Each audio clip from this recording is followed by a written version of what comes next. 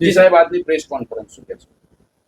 આજની આ પ્રેસ વાર્તામાં મારી સાથે ઉપસ્થિત જિલ્લાના અધ્યક્ષ અને પ્રથમ મહિલા અધ્યક્ષ આદરણીય નયનાબેન, બંને માનની ધારાસભ્યશ્રીઓ સંજયસિંહજી, કલ્પેશભાઈ અને આ આત્મનિર્ભર ભારત સંકલ્પ અભિયાનના અમારા ઇન્ચાર્જ જિલ્લાના ગોપાલભાઈ શાહ, અમારા ત્રણેય પાર્ટીના મહામંત્રીઓ અને પ્રદેશના મંત્રી જાહ્નવીબેન.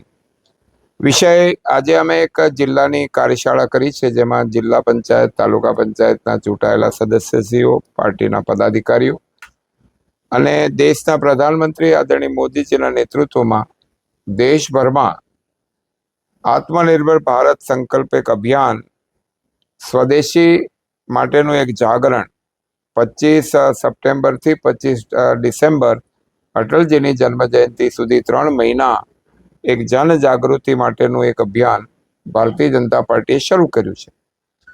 આ અભિયાન માત્ર ભાજપનું નથી, આ ભારતનું અભિયાન છે.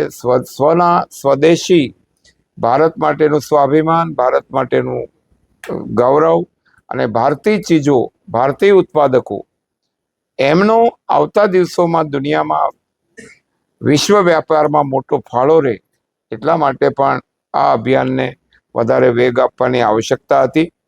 અને ખાસ કરીને ભારતે જે રીતે હમણાં નરેન્દ્રભાઈના નેતૃત્વમાં 11 વર્ષમાં આત્મનિર્ભરતામાં કેટલાક લક્ષ્યાંકો સિદ્ધ કર્યા છે, ખાસ કરીને કોરોનામાં, ત્યારે લોકો એવું કહેતા હતા કે we don't have PPT kit, we don't have ventilator.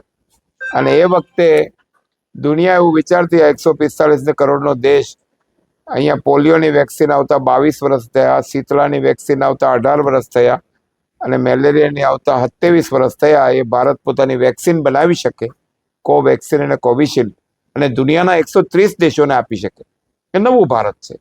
એવી રીતે હમણાં પહેલગામ પછી ઘટના જે બની, અને ત્યારે એમ કહેતા હતા કે કેવી રીતે લડાઈ લડાય, તો anti drone missile system S-400 અને બ્રહ્મોસ એને દુનિયાને બતાવી દીધું કે ભારતની ઇન્ડિજિનિયસ આર્મ્સ એમ્યુનેશનની તાકાત એ ભારતની રક્ષા કરવા માટે સક્ષમ છે અને સમૃદ્ધ છે.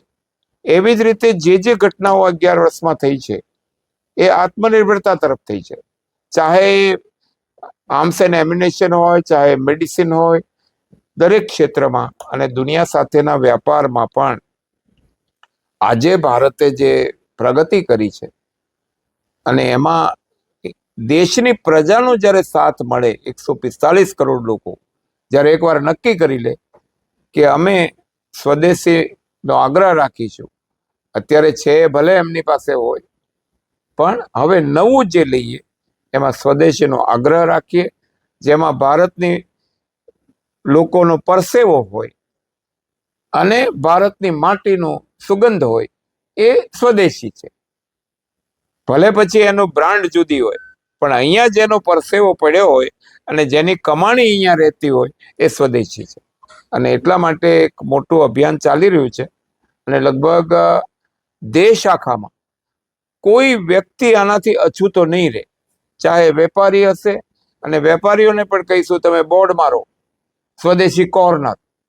દુકાનમાં એક જગ્યાએ ખૂણામાં, જેમ નથી જ્વેલરીમાં રાખતા કે આ ડાયમંડ જ્વેલરી, એમ તમે એક સ્ટોરમાં એક ખૂણામાં સ્વદેશી કોર્નર, તો આમાં સ્વદેશી કોર્નર રહેશે. એવી રીતે બાર બોર્ડ લગે, અહીંયા સ્વદેશી વેચાય છે, માત્ર સ્વદેશી વસ્તુ અહીંયા મારી દુકાનમાં વેચાય છે, એવા બોર્ડ. અને એવી રીતે સ્વદેશી અને આત્મનિર્ભરતા આજે દુનિયામાં ગમે તેટલા ટેરિફના જે કંઈ વાતાવરણ બન્યા છે, ગમે તેટલા ટેરિફના ચેલેન્જ સામે પણ મોદી સાહેબે ભારતની પ્રજાને જાગૃત કરીને એમાંથી ભારત ક્યારેય નમશે નહીં. હવે પહેલાનું ભારત નથી. હવે ભારત એ આત્મનિર્ભર ભારત તરફ આગળ વધ્યું છે. દુનિયાની ચોથી ઇકોનોમી છે અને દુનિયાના ચોથા નંબરનો અવકાશી પાવર છે. We are the fourth space power in this world. અને આજે ચંદ્રયાન 2 દક્ષિણ ધ્રુવમાં ઉતારનાર પહેલું ભારત છે, અને આપણી પોતાની તાકાત ઉપર. અને એટલે ભારતને પોતાના સ્વાભિમાનને જગાડવા, સ્વને જગાડવાનો આ એક બહુ મોટું જન આંદોલન છે.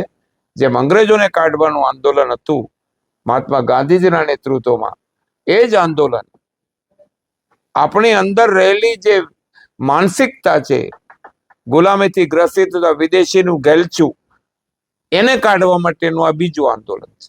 અને એટલા માટે આ 3 મહિના આપણે બધા સંકલ્પ કરીએ, અમે સંકલ્પ લેવડાવીએ છીએ, સ્વદેશીનો એક સંકલ્પ લેવડાવીએ છીએ અને દરેક મિટિંગમાં લેવડાવીએ છીએ કે આ એટલું હું કરીશ. અને એના માટે આપ સૌ પણ ખૂબ પ્રચાર પ્રસાર કરો અને એનો ફાયદો દેશની પ્રજાને મળશે, ઉત્પાદકોને મળશે. બેન ઘરમાં વસ્તુ બનાવતી હશે ને તો એનો રોજગાર વધશે.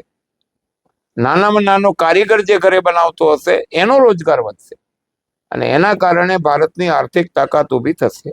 એ આનો હેતુ છે. એક જ મિનિટ હો સાહેબ.